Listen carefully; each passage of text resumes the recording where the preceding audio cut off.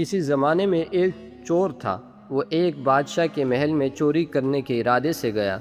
رات وقت تھا اور محل کے ایک کمرے سے بادشاہ اور اس کی بیوی کی گفتگو کی آواز آ رہی تھی۔ وہ کھڑے ہو کر سننے لگا۔ اگرچہ ایسا سننا غلط تھا، ناجائز ہے، چوری ہے، لیکن چور تو چوری ہی کرنے آیا تھا، تو اسے سننے میں کیا چیز مانے ہوتی؟ آخر وہ چوری ہی تو تھا۔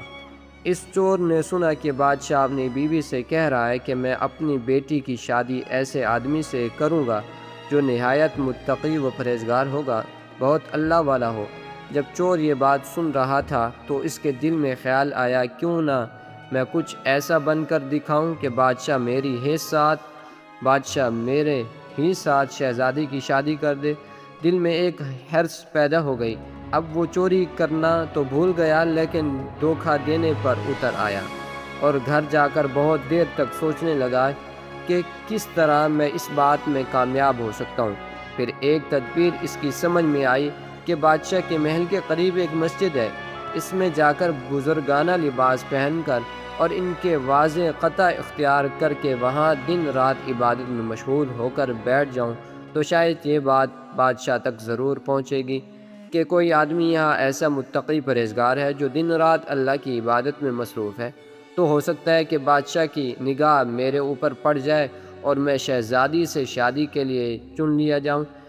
یہ اس چور کا ایک نہایت حقیرانہ اور ذلیل دنیاوی مقصد تھا جس کے لیے اس نے یہ ارادہ کیا۔ پھر اس نے اپنے پروگرام کے مطابق بزرگانہ لباس و پوشاک واضح قطع اختیار کر کے اس مسجد میں جا کر نمازوں پر نمازیں، ذکر، تلاوت، مراقبہ سب شروع کر لیا۔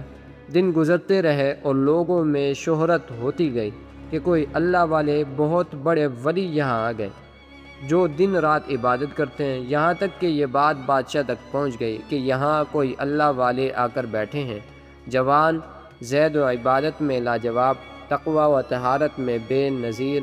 جب بادشاہ کو یہ بات معلوم ہوئی تو انہوں نے اپنے ارادے کے مطابق غور و فکر شروع کر دیا کہ شہزادی کے متعلق جو سوچا تھا اس کے لیے اس کا انتخاب کیوں نہ کر لیا جائے۔ بادشاہ نے اس سلسلے میں گفتگو کے لیے اپنے وزیر کو بھیجا۔ وزیر اس شخص کے پاس مسجد پہنچا اور باادب ہو کر اس سے کہا کہ میں آپ کی خدمت میں عالیہ میں بادشاہ کی طرف سے ایک پیغام لے کر آیا ہوں۔ اس نے پوچھا کہ کیا پیغام ہے؟ وزیر نے بتایا کہ بادشاہ نے کئی سال پہلے یہ فیصلہ کر لیا تھا کہ وہ اپنی بیٹی کا نکاح ایک ایسے شخص سے کریں گے جو بڑا متقی پرہیزگار ہو، اللہ والا ہو، اور وہ اس کی تلاش میں تھے۔ ان جو نظر کی گئی تو نظر انتخاب آپ پر آ کر رک گئی، لہٰذا بادشاہ نے مجھے بھیجا ہے کہ اس سلسلے میں میں آپ سے گفتگو کروں۔ یہ شخص جو دراصل اسی تمنا و آرزو میں یہاں آ کر بیٹھا تھا، بہت دیر تک وزیر کی گفتگو سنتا رہا۔ اس کے بعد اس کی آنکھوں سے آنسو جاری ہو گئے۔ وزیر نے پوچھا کہ کیا بات ہے؟ تو کہنے لگا کہ آج جو پیغام لے کر آپ آئے ہیں یہ پیغام مجھے منظور نہیں ہے۔